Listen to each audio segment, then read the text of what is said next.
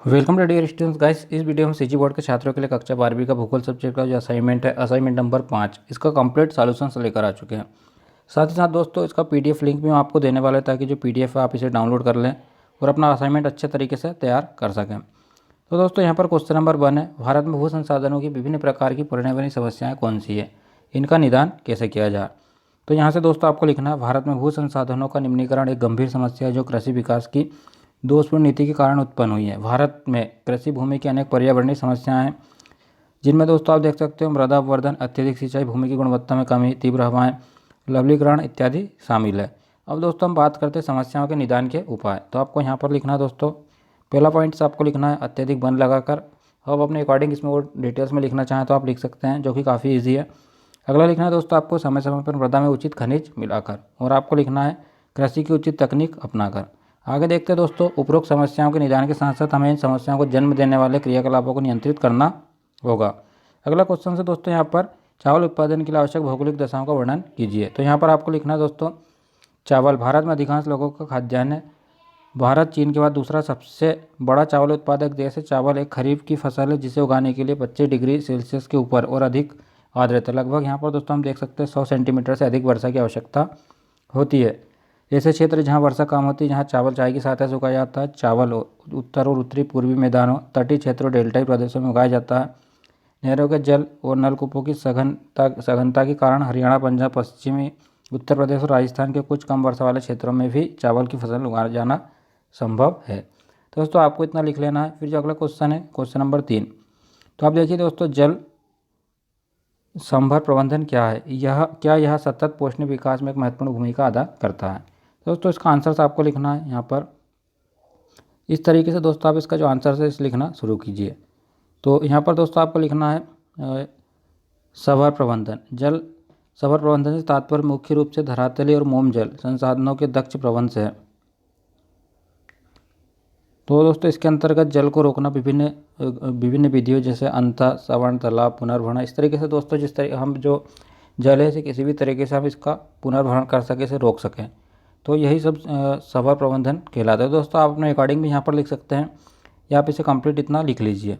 फिर दोस्तों आपको आगे लिखना है यहाँ पर, जल सभा प्रबंधन सतत पोषण विकास में एक महत्वपूर्ण भूमिका अदा करता है। इसका मुख्य उद्देश्य प्राकृतिक संसाधनों और समाज के बीच संतुलन लाना है।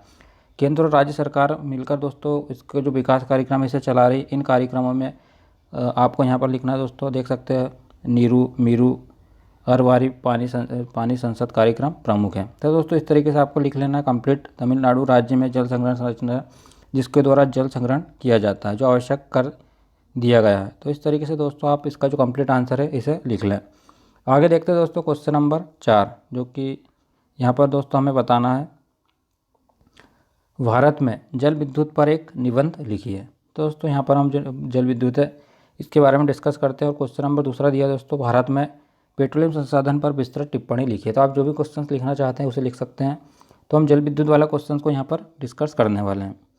दोस्तों यहाँ पर आप देख सकते हैं जल विद्युत ऊर्जा का आसमा परंपरागत स्रोत है, जिसका उपयोग कृषि क्षेत्र, उद्योगों का घरेलू सेक्टर में विभिन्न उपकरण रूप में मशीनों को चलाने के लिए किया जाता है। विद्युत यहाँ पर दोस्तों आपको लिखना है, विद्युत कई अन्य क्षेत्रों से भी उत्पन्न की जाती है, जिसमें आप देख सकते हैं दोस्तों ताप विद्युत, नाभिकीय ऊर्जा, सौर ऊर्जा, पवन ऊर्जा विद्युत ऊर्जा में बदल जाता है।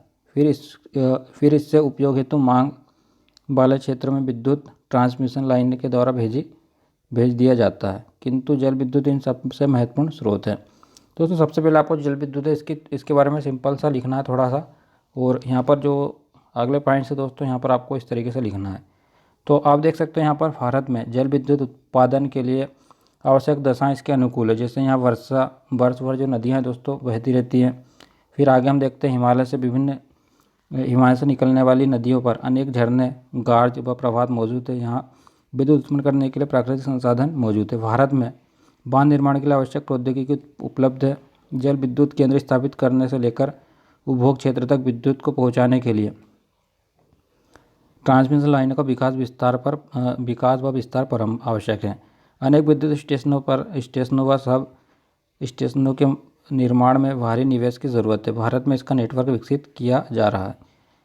विद्युत उपयोग के लिए विभिन्न उपकरणों व मशीनों के निर्माण के लिए औद्योगिक विकास व बाजार दोनों की आवश्यकता होती है। भारत में धीरे धीरे ही सही इसका विस्तार हो रहा है। तो इस तरीके से दोस्तों हमने आपको इसका कंप्लीट सॉल्यूशंस बता दिया है। उम्मीद करते हैं आपको वीडियो यूजफुल इन्फॉर्मेटिव लगा होगा। वीडियो डिस्क्रिप्शन हमारे वेबसाइट का लिंक है, जाकर चेकआउट ज़रूर कर लेना। Thanks for watching guys, bye bye.